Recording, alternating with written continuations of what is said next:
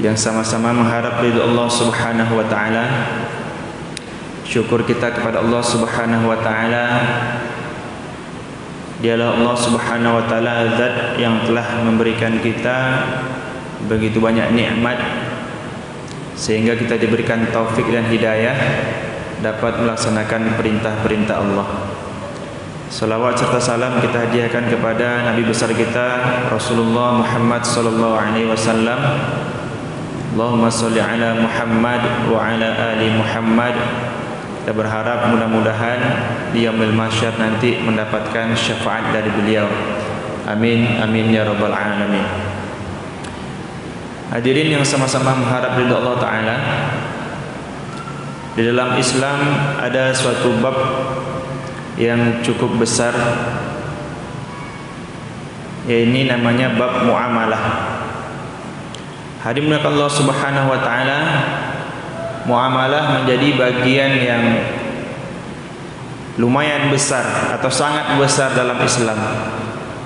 Paling menentukan karakter Islam seseorang, hadirin mulia. Ada imaniyah, ubudiyah, muamalah, muasyarah dan akhlak. Tetapi lebih banyak orang menyoroti daripada hal muamalah, muasyarah dan akhlaknya. Bukan berarti ada mulia, oh satu orang ini dia banyak ibadahnya, banyak solatnya, banyak baca Al-Qurannya, banyak hafal hadisnya, dia orang yang baik. Belum tentu. Belum tentu. Kenapa ada mulia? Karena ada saja orang-orang yang bagus ibadahnya tetapi ternyata tidak bagus dalam bab muamalahnya. Karena umumnya orang-orang di luar Islam, orang-orang di luar Islam ada mulia, yang mereka lihat itu kebanyakan daripada orang Islam adalah bab muamalah dan muasyarahnya. Bahkan mereka itu justru tidak tahu, tidak mengerti atau tidak mendalami tentang hal-hal ibadah orang Islam. Contohnya orang-orang di luar Islam itu 5 rukun Islam mereka itu tak mau tahu dia mulia. Contohnya apa? Syahadat kita, iman kita. Iman letaknya di mana? Dalam hati, mereka tidak tahu. Solat kita diwajibkan dari mulia 5 waktu. Sunnah muakkad itu di masjid. Dan mereka pun tidak masuk ke masjid, tidak tahu. Puasa di dalam perut, orang di luar Islam tidak tahu kita puasa atau tidak. Zakat pun kita berikan kepada orang Islam, orang di luar Islam tidak menerima zakat. Haji di Makkah hadirin mulia, mereka pun tidak datang ke sana. Artinya mereka tak melihat ibadah kita. Jadi baik buruknya orang Islam di pandangan orang-orang di luar Islam hadirin mulia, lebih banyak mereka melihat dari bab muamalah. Apa itu muamalah? Muamalah adalah hal-hal yang berhubungan dengan jual beli atau bekerja, mencari pitih, hutang pihutang, sewa menyewa, kontrak mengontrak dan sebagainya. Kalau kita baca sejarah dulu hadirin mulia, bahwasanya di buku sejarah Islam itu disebutkan bahwasanya pedagang-pedagang dari Gujarat datang hadirin mulia ke Serambi Mekah di Aceh sana. Mereka berdagang sambil berdakwah, kan gitu. Ini sebenarnya sejarah betul tapi tidak sempurna betulnya. Yang betul hadirin mulia disempurnakan, bukan salah sejarahnya, disempurnakan. Memang mereka-mereka itu para dai, orang yang niatnya memang berdakwah, datang dari Gujarat. Gujarat hadirin mulia satu daerah di Hindustan sana, sekarang menjadi negara, yaitu negara India. Mereka itu datang memang ingin berdakwah ke Indonesia, ke Serambi Mekah, ke Aceh sana. Tetapi mereka itu bermuamalah, mencontohkan bagaimana bersihnya, indahnya perdagangan muamalah Islam. Sehingga orang-orang yang dulunya umumnya Indonesia ini agamanya Hindu, melihat indahnya muamalah Islam, bagus, bersih, jujurnya orang Islam berdagang, tertarik hadirin mulia, akhirnya masuk ke dalam Islam. Jadi kebanyakan orang-orang di luar Islam itu mendapatkan hidayah bukan melihat ibadah kita, bukan melihat pandainya kita mengaji, banyaknya hadis yang kita hafal, tetapi lebih kepada melihat muamalah, muasyarah dan akhlaknya orang-orang Islam. Hadirin Allah Subhanahu wa taala, saking besarnya bab muamalah dalam Islam, maka Allah Ta'ala melalui lisan baginda Nabi pun memberikan pahala-pahala yang luar biasa besarnya, dan juga ancaman-ancaman yang besar juga. Contohnya dimulia satu hadis yang diriwayatkan oleh Imam Tirmidzi rahmatullah alaih, at-tajirus saduqul amin ma'an nabiyyin was-siddiqin wasyuhada. Satu orang pedagang, ini Pak, pedagang dia berjualan, apapun jualannya dia mulia, jual baju, jual minyak wangi, jual cendol, ya kan? Kalau punya dua sifat dalam diri dia, yaitu jujur dan bisa dipercaya, maka nanti dia akan dibangkitkan di surga bersama para nabi. Bayangkan, kita di pasar aja Pak kerja kita, tetapi nanti di surga bisa dikumpulkan dengan para nabi, para solihin dan para syuhada. Bagaimana kok orang yang mati syahid ada mulia, bertempur mungkin di jalan Allah, banyak ya kriteria-kriteria syahid, bisa kok bersama dengan para pedagang? Syaratnya dua. Apa syaratnya? Jujur dan bisa dipercaya. Artinya dalam muamalah Allah Subhanahu wa taala berikan ganjaran yang begitu besar. Hadirin Allah Subhanahu wa taala, tetapi sebaliknya, kalau kita muamalahnya tidak bagus pun besar ancamannya. Hadis yang diriwayatkan oleh Imam Muslim, Rasulullah sallallahu alaihi wasallam bersabda, yughfaru lisyahid kullu dzambin illa dain. Orang yang mati syahid mendapatkan anugerah syahid yang mulia, maka semua dosanya Allah akan ampuni. Semua dosanya yang besar, yang kecil, yang lalu yang mulia, semuanya Allah ampuni, kecuali satu dosa, yaitu apa? Dosa hutang. Nah, makanya dia mulia, hutang ini suatu hal yang berbahaya. Walaupun banyak pahala kita, bukan hanya banyak Pak, syahid malah kita, maka tergantung tidak jadi masuk surga dia mulia, disebabkan apa? Ada hutang yang tertinggal, mesti dia bayar dulu dia mulia. Bahkan pernah Rasulullah sallallahu alaihi wasallam itu ketika ada jenazah, biasanya beliau yang mengimami, maka beliau tanya, ini jenazah ada hutangnya atau tidak? Kata orang-orang, ini jenazah berhutang. Kata Nabi, silakan kalian solatkan. Aku tak mau solatkan orang yang berhutang. Sampai satu orang sahabat di belakang mengatakan, ya Rasulullah, semua hutangnya menjadi tanggunganku.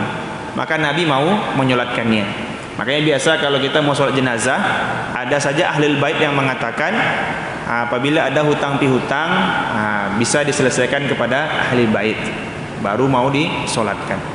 Hadirin Allah Subhanahu wa taala, dalam Al-Qur'an Allah taala menjelaskan ayat yang paling panjang dalam Al-Qur'an, yaitu Al-Baqarah ayat 282. Satu ayat satu halaman. Itu ayat bercerita hanya tentang hutang saja dia mulia. Kalau Allah cerita tentang solat itu pendek. Cerita tentang berpuasa itu singkat dia mulia. Allah cerita tentang zakat, haji itu pendek-pendek. Tapi kalau cerita tentang hutang, Allah detail betul, panjang. Maksudnya apa? Kata para ulama adik mulia, sholat ini sudah banyak orang yang tak suka Pak. Puasa, zakat kan banyak orang yang tak suka. Kalau Allah buat panjang lagi, tambah tak mau orang mempelajarinya, ya kan? Tapi kalau hutang, kenapa dibuat panjang? Karena banyak orang yang suka dengan hutang. A'udzubillahi minasyaitonirrajim. Ya ayyuhalladzina amanu idza tadayantum bidainin ila ajalin musamman faktubuh, sampai akhir ayat panjang. Artinya dimulia, wahai orang-orang yang beriman, apabila kita melakukan hutang pihutang, ya, maka dicatat. Jadi cari satu orang untuk mencatatnya.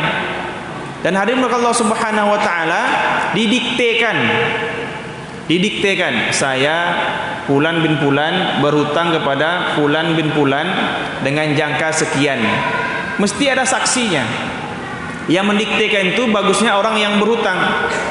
Tapi dalam Al-Quran jelaskan, apabila orang yang berhutang tadi tidak memiliki kekuatan untuk membaca atau tidak mampu membaca, tidak bisa baca, maka boleh dibacakan oleh walinya. Maka Allah Ta'ala suruh carikan saksi, 2 orang laki-laki atau 1 orang laki-laki dan 2 perempuan. Itu bagusnya kita berhutang tuh Pak, dicatat. Hutang dicatat, didiktekan, kan gitu.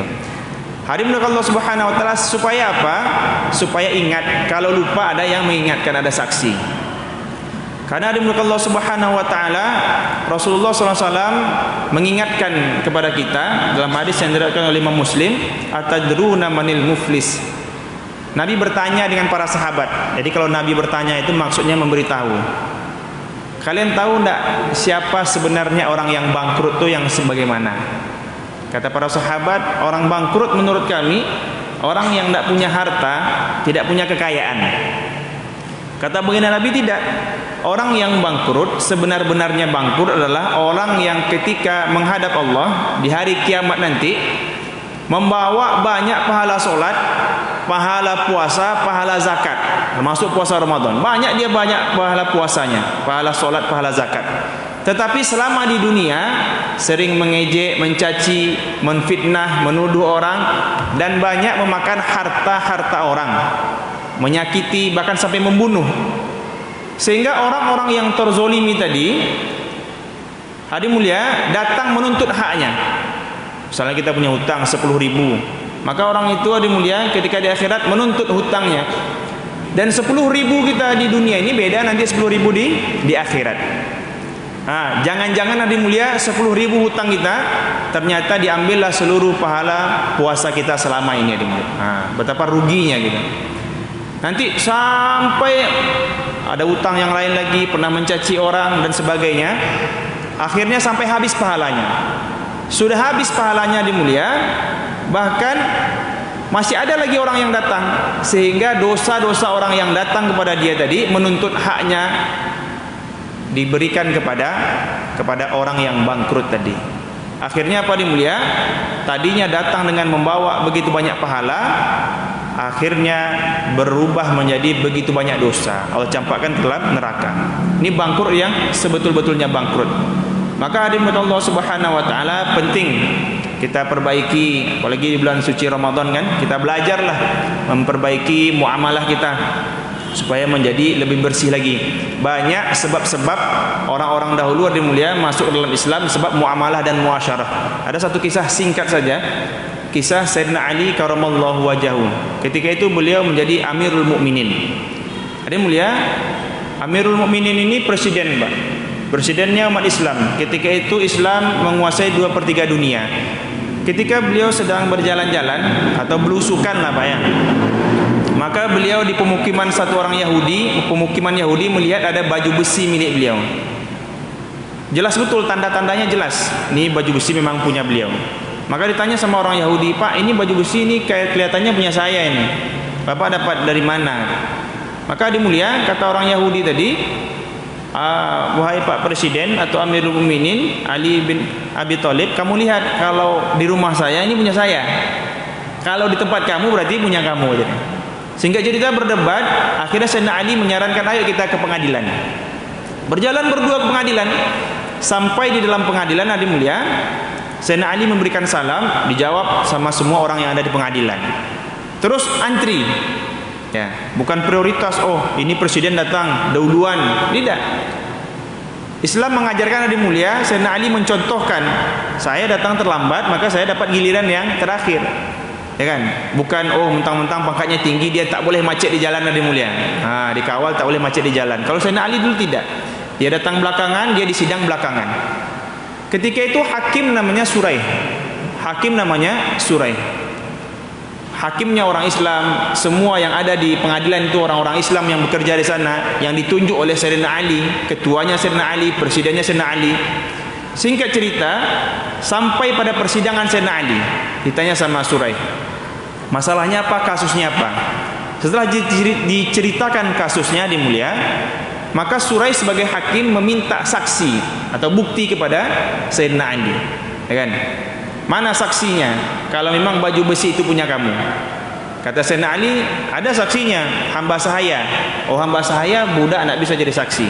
Atau ada mulia ada saksinya. Saksinya siapa? Hasan Hussein pun tak bisa.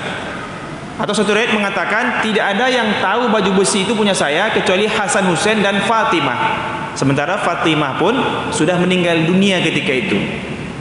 Singkat cerita, karena lemahnya bukti, lemahnya saksi, tak ada saksi, akhirnya Suraih ketok palu dimulia, sidang dimenangkan oleh orang Yahudi.